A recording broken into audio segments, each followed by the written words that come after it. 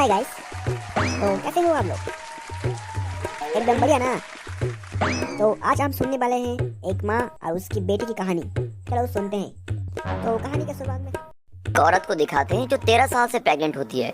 इतने सालों के बाद उसके शरीर पर उसका बच्चा कब्जा कर लेता है और उसका बच्चा अपनी माँ के पेट के अंदर ही पड़ा होता रहता है। फिर एक घर को दिखाते हैं जिसमें एक आदमी और उसकी प्रेग्नेंट पत्नी रहती है। उस आदमी का नाम टाई है और वो अपनी पत्नी को अकेले छोड़कर शहर से बाहर जाना चाहता है। हालांकि इस बात को सुनते ही वो औरत बहुत ही डर जाती है, क्योंकि वो नहीं चाहती कि उसका पति उसको अकेले छोड़कर चले जाए। और अब अकेले रहने के डर से वो औरत अपने पति से भीख मांगती है कि वो न जाए, लेकिन उसका पति उसकी बात नहीं मानता, क्योंकि वो पहले ही फैसला कर चुका है कि उसको जाना है। तभी वो अपनी पत्नी को भरोसा दिलाता है कि वो अपने बच्चे के जन्म से पहले ही वापस आ जाएगा। अब जाने से पहले टाई अपनी पत्नी को एक बोतल देता है जिसके अंदर एक दवाई होती है जो उसे किसी ने दी होती है। वो दवाई तब तक उसकी पत्नी को प्रेग्नेंट होने से रोकेगी जब तक कि उसका पति वापस घर नहीं आ जाता। अब घर से बाहर जाते वक्त टाई उसे बताता है कि बोतल के अंदर रखी दवाई कई साल तक चलेगी। उसके बाद वो अपनी पत्नी को छोड़कर वहाँ से चला जाता है। बेचारी वो अपने पति का कई साल तक इंतजार करती है, लेकिन वो कभी वापस नहीं आता। हालांकि उसको उम्मीद है कि उसका पति जरूर एक दिन वापस आएगा। इसलिए जो दवाई उसके पति ने उसको दी होती है वो उसको खाती रहती है, ताकि जब तक उसका पति ना जाए वो बच्चे को जन्म दे सके। और अब ऐसे कर करके उसके पति को गए हुए 13 साल बीत जाते हैं और दवाई की बोतल पूरी तरह खत्म हो जाती है और पूरे घर में बहुत ही गड़बड़ हो रखी होती है, यानी कि पूरा घर बहुत ही अस्त व्यस्त हो रखा होता है। अब उसका बच्चा काफी बड़ा हो गया है, यहाँ तक कि अब वो बोल भी सकता है और अपनी माँ से भी बातें करता है।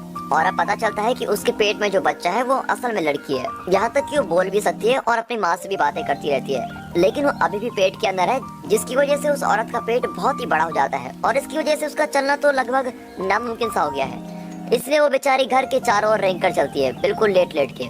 अब एक दिन उस लेडी को दिखाते हैं और ऐसा लगता है जैसे कि वो 13 साल से नहीं ना हो। तभी उसके घर के बाहर से एक आवाज आती है और वो ये सोचती है कि वो शायद उसका पति होगा।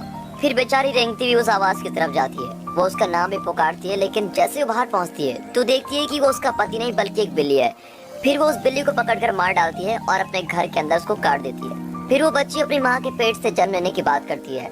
अब उसकी माँ सोचती है कि अगर मैंने बच्ची को जन्म दे दिया और वो बड़ी होकर कहीं चलेगी तो मेरा क्या होगा। यानी कि साफ है कि उसे अकेलापन महसूस हो रहा है और लगता है कि उसकी बच्ची ये जानती है, इसलिए वो अपनी माँ को आराम करने के लिए उससे बात करती है। अब उनकी बात के आखिर में उसकी माँ उससे वादा करती है कि जैसे उसका पति वापस आ जाएगा तो वो उसको बाहर आने देगी।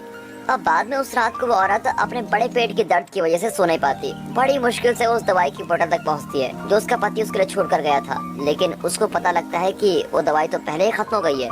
अब अपनी माँ के दर्द को सहते देखकर वो बच्ची कहती है कि माँ मुझको बाहर आने दो।